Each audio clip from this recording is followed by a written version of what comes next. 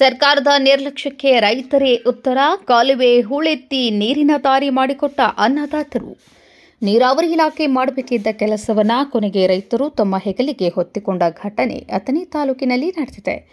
ಕೊಡಗಾನೂರು ಸಮೀಪದ ಹಳಗಿ ತೋಟದ ಸಮೀಪದ ಕರಿಮಸುತ್ತಿ ಏತ ನೀರಾವರಿ ಕಾಲುವೆಯಲ್ಲಿ ನೀರಾವರಿ ಇಲಾಖೆ ಅಧಿಕಾರಿಗಳ ನಿರ್ಲಕ್ಷ್ಯ ಮತ್ತು ಜನಪ್ರತಿನಿಧಿಗಳ ಮೌನದ ನಡುವೆ ಸ್ಥಳೀಯ ರೈತರು ಸ್ವಂತ ಹಣ ಹಾಗೂ ಶ್ರಮ ಹೂಡಿ ಸುಮಾರು 1 ಕಿಲೋಮೀಟರ್ವರೆಗೆ ಕಾಲುವೆ ಹೂಳೆತ್ತುವ ಕಾರ್ಯ ನಡೆಸಿದ್ದಾರೆ.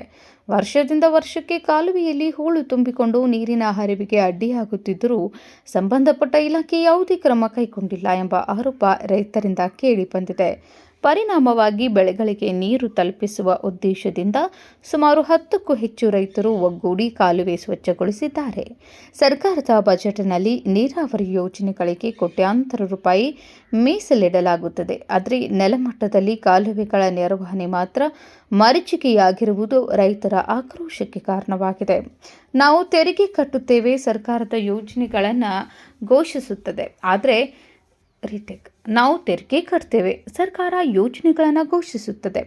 ಆದರೆ ಕಾಲುವೆ ಸ್ವಚ್ಛಗೊಳಿಸುವ ಕೆಲಸಕ್ಕೂ ರೈತರೇ ಹಣ ಹಾಕಬೇಕಾದ್ರೆ ಇಲಾಖೆಗಳ ಅಗತ್ಯವೇನು ಎಂದು ರೈತರು ಪ್ರಶ್ನಿಸಿದ್ದಾರೆ.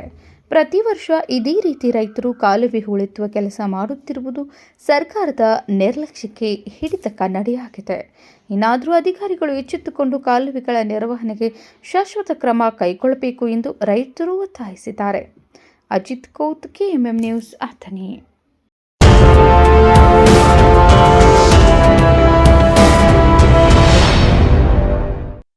ಜಗಮಗ ಜಗಮಗ ಹೊಳೆಯುವ ಕಣ್ಣುಗಳು, ಹೃದಯದಿ ಹರುಷದ ಅಲೆಗಳು.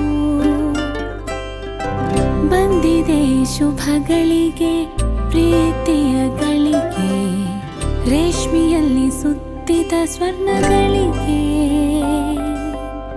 BS Channabasappa and Sons, The Textile Mall, Tilakvadi, Belagavi.